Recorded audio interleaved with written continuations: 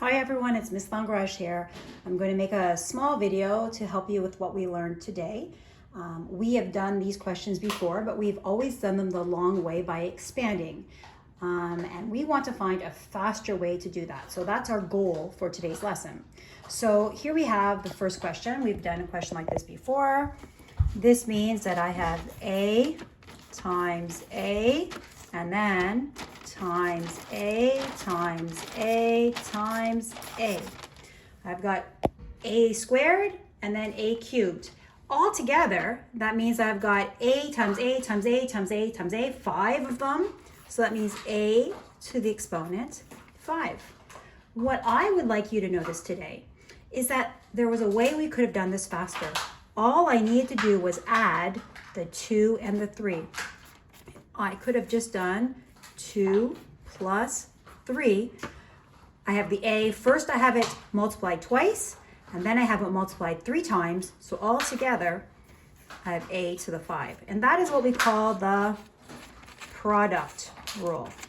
And the reason it's called the product rule is because product means multiply. And so this rule works when I'm multiplying 2 exponents that have the same base. They both have the same base being A. Okay, let's look at the next one. The next one says A to the 7 divided by A to the 3. That's the same thing as this. And I can, a 3 there, divided. This means divided when I write it as a fraction. I can write down A. How many A's have I written? 1, 2, 3, 4, 5, 6, 7. Great. And the bottom, I have A. Anytime I'm dividing fractions and I have the same thing in the numerator as the denominator and I'm multiplying, I can cancel them out. You can hear my dogs in the background. So I can cancel out 3 of them. I had 7 on the top, I had 3 on the bottom, but I'm canceling out the 3 from the bottom, so I'm gonna take my 7 and cancel out 3 from that. So I'm left with A, which is A to the exponent 4. What we learned today is that when we're dividing, a faster way to get the 4 rather than to write it all out is to write down A, 7 minus 3, which is equal to 4. And that's what we call the quotient rule. And that works when I'm dividing fractions, not dividing exponents, and the number at the bottom of the exponent is the same. Okay, and the last type of question we have is when I've got 2 exponents, one inside the bracket and one outside of the bracket. This means that I've got A to the exponent 7. So A, there's 7. And then I've got it squared, so I've got to do it again. And when I multiply all those A's, I'm multiplying A 14 times. So I've got A times A times A times A times 8 repeatedly. And so I multiply A by itself 14 times. And there's a fast way to get to the 14. The fast way to get the 14 is just to multiply the 7 times the 2. So instead of writing it all out right at the beginning, I could have just realized it was A to the 7, and I have that 2 times. So 7 times 2 is A to the 14. And this is what I call the power rule. So those are the 3 rules we learned together today, and I'll do a few more examples to help you with those. This was the first example we did together, and we need to decide, is it the product rule, the quotient rule, or the power rule that we're going to use? I notice that in this question there's no dividing, there's no brackets, so it must be the product rule. And the product rule means I'm multiplying. And over here, I can see I'm multiplying because those dots is another way of writing multiplication. So here I've got x to the exponent 6. Here I've got x to the exponent 12. And here I just have x, and that means I have x 1 time, which is fantastic. And then I'm going to look over here. And what does it say I do when I'm multiplying and the bottoms of the exponents are the same? I'm looking, and it says, the trick is if I have A to the 2 times A to the 3, all I do is I add the 2 plus the 3. So that means over here, since the x is the same all over the place, I'm going to write down x is equal to 6, x to the exponent 6 plus the 12 plus the 1. Here I've got 6 I'm multiplying. Here I've got 12 x's I'm multiplying. And here I have 1 x I'm multiplying. So all together, I'll be multiplying 19 of them. I think that makes sense. Let's just do it the long way. I'm going to, over here, write down, oops, that's x, x, x, x, x, x. That's 6. 1, 2, 3, 4, 5, 6. Here I've got 12. 1, 2, 3, 4, 5, 6, 7, 8, 9, 10, 11, 12. And here I've got 1 extra. If I were to count those all up, then I would have 19 x's multiplied with each other, so it's x to the 19. Our second example from today was 3 to the exponent 4 divided by 3 to the exponent 2. And that means that I'm going to use the quotient rule. When I see the fraction, it means I'm dividing. And when I'm using the quotient rule, the fast way is just to subtract the 2 exponents. So I'm going to look over here. I see that the 3 is the same base on the top and 3 is the same base on the bottom, which means that the answer should be 3. And all I'm going to do is do 4, subtract 2, which is equal to 3. 4 minus 2 is 2. 3 squared, 3 times 3 is just equal to 9.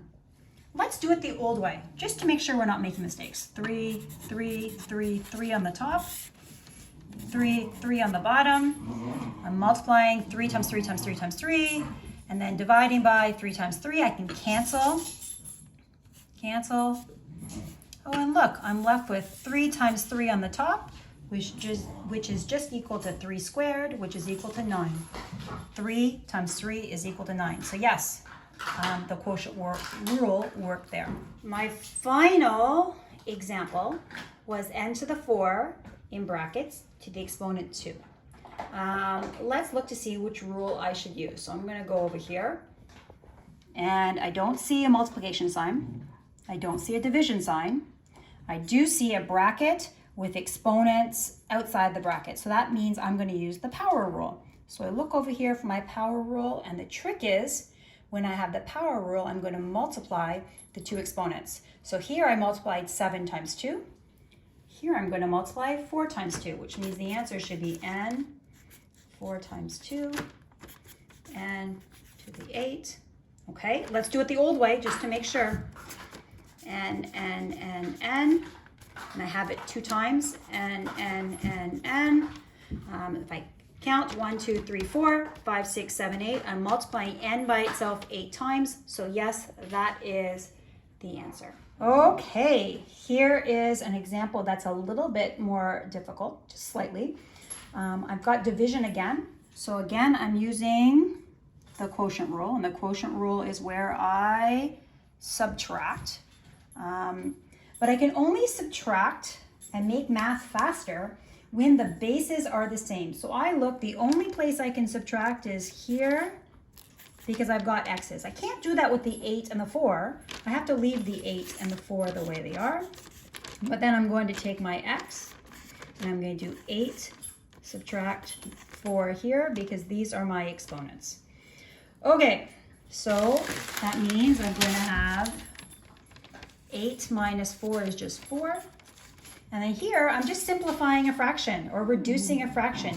8 divided by 4 is just equal to 2. So my answer should be 2x to the exponent 4. Let's do this the old way, just to see what happens.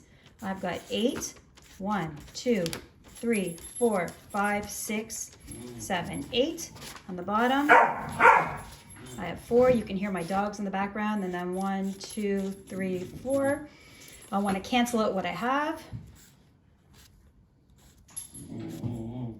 And when I'm canceling out, it's the same thing as subtracting 4 from the top. So I have x to the exponent 4. And then here I have a fraction. 8 divided by 4 is just equal to 2. So that is the right answer. And finally, here is our last example of the day. I'm going to do it the long way, and then we'll see how we could do it the fast way. So I'm going to expand y, y, z, z, z, 3, y, y, y, y. And once we've expanded, we can put the things that belong together. So I'm going to take the 3 to the front. I'm going to put the y's together, 2 here and 4 here. And then I've got 3 z's.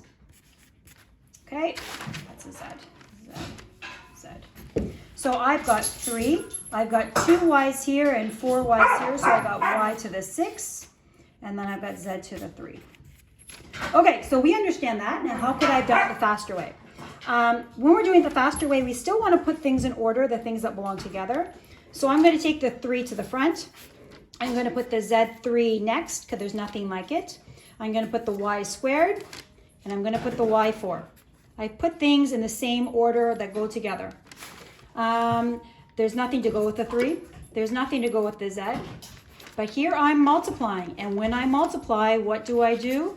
I add up the 2 plus 4, so I get 3z, 3y to the 6. And that's the same answer as I had when I did the long way. I just changed the order a little bit, but I get the same answer. Okay, I would love for you to make a little comment on this video to let me know if it helped you a little bit. If you have any questions, you can post a question in the comments and I will get back to you and help you. Have a good weekend, and I'll see you on Monday.